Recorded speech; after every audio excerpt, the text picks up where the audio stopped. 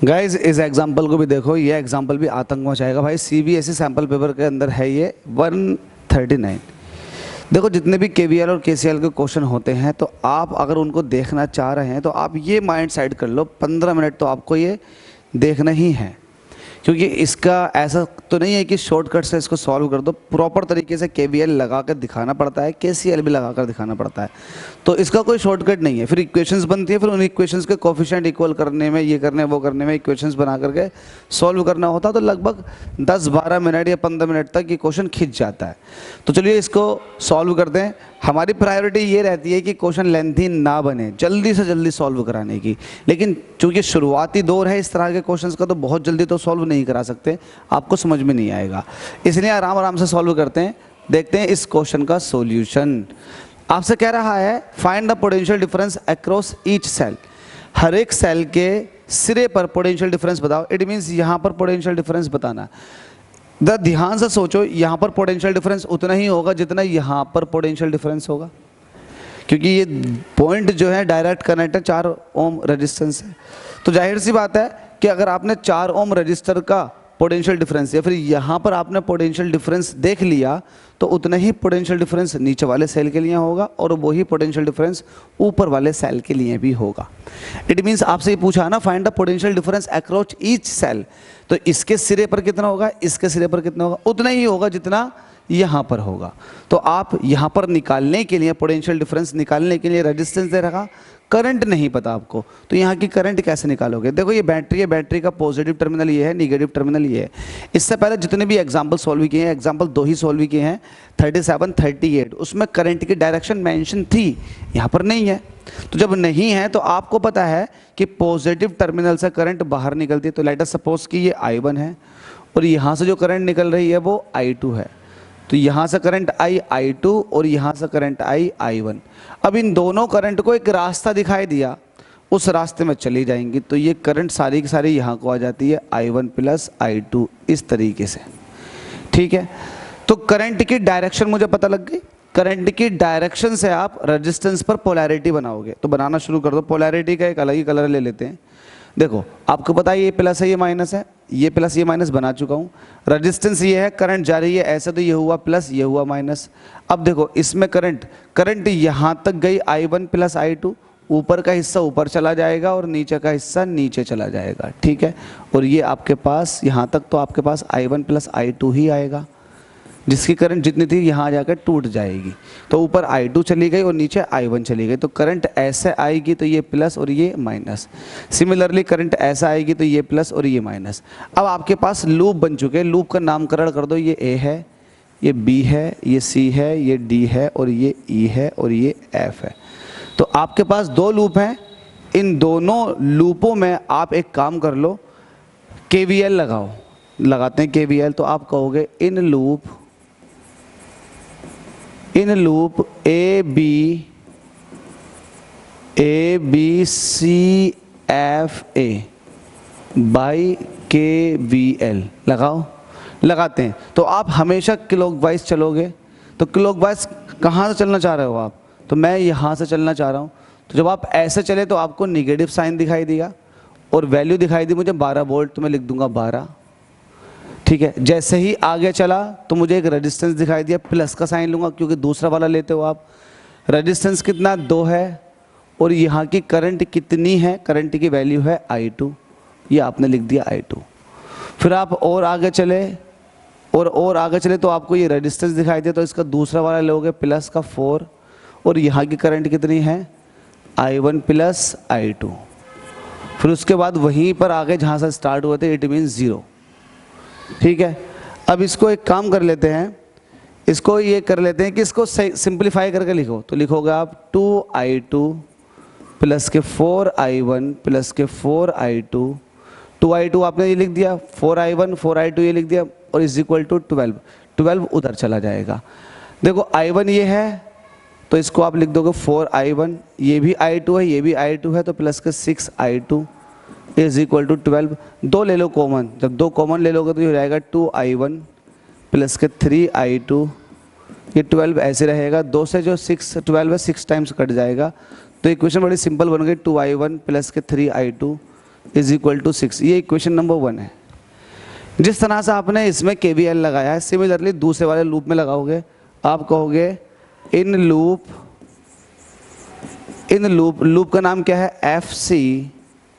FCDEF by using, क्या लगाना चाह रहे हो आप यहाँ पर? By using KVL, Kirchhoff voltage law. यहाँ पर भी लगाना चाह रहे हो, लगाओ। कहाँ से स्टार्ट हो गए? यहाँ से स्टार्ट हो जाओ।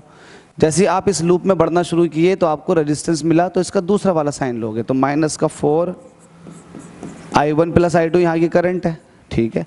रेजिस्टेंस की करंट से मल्टीप्लाई करेंगे तभी तो ड्रॉपिंग आएगी, बिल्कुल सही। यहाँ तक पहुँच गए, फिर यहाँ को आए, फिर यहाँ को आए, दूसरा वाला साइन लोगे, माइनस का 1, और करंट की वैल्यू कितनी है यहाँ पर है I1।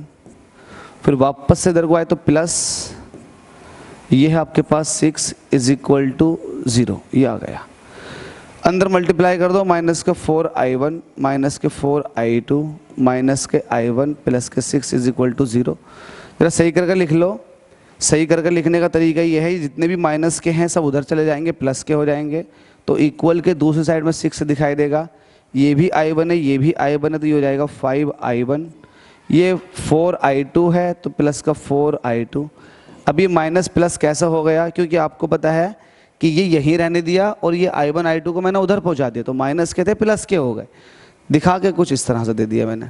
तो आपके पास एक I1 और I2 में इक्वेशन ऊपर आ गई और एक इक्वेशन I1 I2 में नीचे आ गई। इसको सॉल्व कर लेते हैं, किसी के भी कोफिशिएंट इक्वल कर लो। मुझे लग रहा है कि I1 के कोफिशिएंट इक्वल करने में आसानी हो जाएगी, क्योंकि यहाँ 2 है, यहाँ 5 है। यहाँ 5 से मल्टीप्लाई कर दूँ, यहाँ 2 से मल्टीप्लाई कर दूँ, यहाँ भी 10I1 हो जाएगा, यहाँ भी 10I1 हो जाएगा। तो कर लेते हैं, तो मल्टीप्लाई करते हैं 5 से और इसमें मल्टीप्लाई कर देते हैं 2 से। तो जब आप ऐसा करते हो तो क्या हो जाएगा? ये 5 2 10। एक अलग कलर ले लेते हैं, कलर ले लो अलग। क्या हो जाएगा वो जल्दी से? 5 2 10I1 और 5 3 15 प्लस के 15I2 इज इक्वल टू 6 5 30 30 हो जाएगा। ये हो गई इक्वेशन नंबर 3। 2 की मल्टीप्लाई करो, 5 दूनी 10I1 प्लस 4 दूनी 8I2 6 दूनी 12, ये हो गई इक्वेशन नंबर 4। अब ये 2 इक्वेशन हो चुके हैं, इनको सॉल्व करने का तरीका क्या? जब भी साइन सेम होते हैं तो आप हमेशा सब्ट्रैक्ट करते हो। जब सब्ट्रैक्ट करते हैं तो नीचे वाला साइन जो होता है दूसरी वाली इक्वेशन का, वो उल्टा हो जाता। तो ऐसा करने से प्लस ये माइनस पूरा कट जाएगा। 15 में से 8 निकालेंगे तो 7 बचेंगे, तो 7I2 बचा, इक्वल लगा देंगे। 30 में से जब 12 निकालेंगे तो 18 बचेगा, तो यहाँ पर 18 बचा, ठीक है।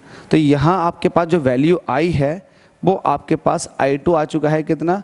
18 डिवाइडेड बाई 7, तो 18 डिवाइडेड बाई 7 एम्पियर। ये आपके पास I2 की वैल्यू आ गई है।